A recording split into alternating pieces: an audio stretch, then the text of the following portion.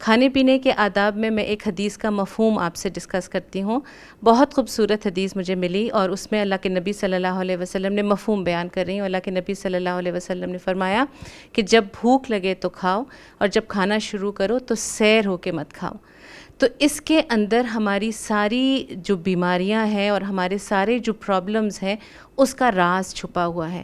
مثال کے طور پہ میں نے آپ کو بتایا، میں آپ سے ذکر کروں گی کہ اوبیسٹی، اوور ایٹنگ کے مسائل، یہ سب کچھ اگر ہم اس حدیث پہ عمل کر لیں گے تو پھر ہمارے لیے جو ہے اوبیسٹی آپ بتا دیں گی ہمارے بچوں کو کہ اوبیسٹی کیا ہوتی ہے؟ اوبیسٹی جی موٹاپا، اوور ویٹ ہونا، ایکسیسو موٹاپا.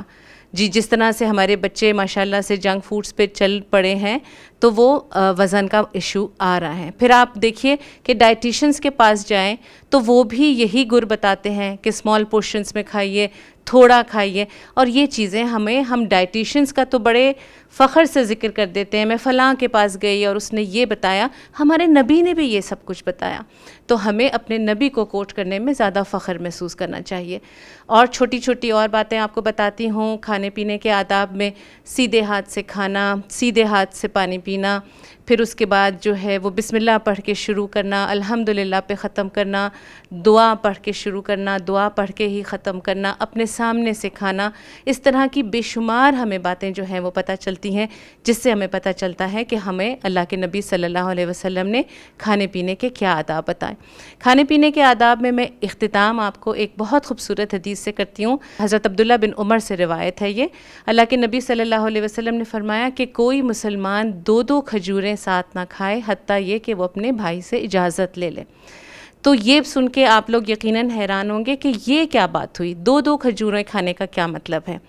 تو بچوں یہ چونکہ وہاں کا اسٹیپل فوڈ کھجوریں ہی تھی نا، جیسے ہم روٹی کھاتے ہیں وہ کھجور کھایا کرتے تھے.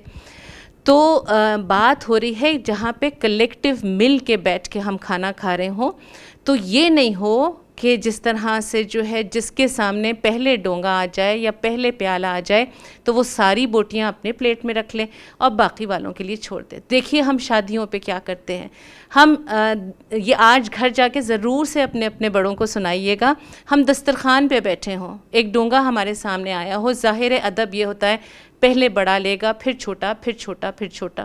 تو اگر اس حدیث پہ عمل نہ کیا جائے، جو سب سے بڑا ہے گھر کا وہ ساری ڈونگے کی اچھی بوٹیاں اپنے پلیٹ میں لے لے، تو جو بیچارہ چھوٹا ہے اسی تک تو کچھ بھی نہ آیا نا. تو یہ حدیث ہمیں کلیکٹیو وہ سکھاتی ہے، وہ بتاتی ہے کہ کس طرح سے کرنا ہے. آپ کی بات سے بہت ماشاءاللہ آپ نے اچھی ہمیں کھانے پینے کے آداب بتائے، اور شادیوں پر کھانے کا تو آپ نے سارا فلسفہ ہی الٹ کر دیا. اور کوئی آپ ہمیں اتباع سننا ڈیلی لائف سے بتائیں گی؟ سونے جاگنے کے آداب پہ بات کر لیتے ہیں. سونے جاگنے کے بھی بہت خوبصورت آداب ہمیں نبی پاک صلی اللہ علیہ وسلم نے سکھائے. وضو کا پہلا جو اسٹیپ ہے، وضو کیجئے سونے سے پہلے، پھر اس کے بعد بستر پہ آنے سے پہلے اس کو جھاڑ لیجئے. پھر اس کے بعد آپ صلی اللہ علیہ وسلم کا طریقہ یہ تھا کہ آپ دائیں کروٹ سویا کرتے تھے، لیٹتے پہلے یہ تھے، اپنا ہاتھ دائیں رخسار کے نیچے رکھتے تھے. پھر کچھ قرآنی آیات کی تلاوت فرماتے تھے. اس کے لیے ہمیں سورہ ملک ملتی ہے، سورہ سجدہ ملتی ہے، سورہ بقرہ کی آخری 2 آیات ملتی ہیں، اور آیت الکرسی. ظاہر ہے آیت الکرسی تو پڑھ کے ہم سبھی سوتے ہیں انشاءاللہ. تو یہ بھی آداب ہمیں پتہ چلتے ہیں کہ کس طرح سے ہم نے جو ہے وہ سونا ہے. معوذتین بھی آپ صلی اللہ علیہ وسلم پڑھتے تھے؟ جی بالکل.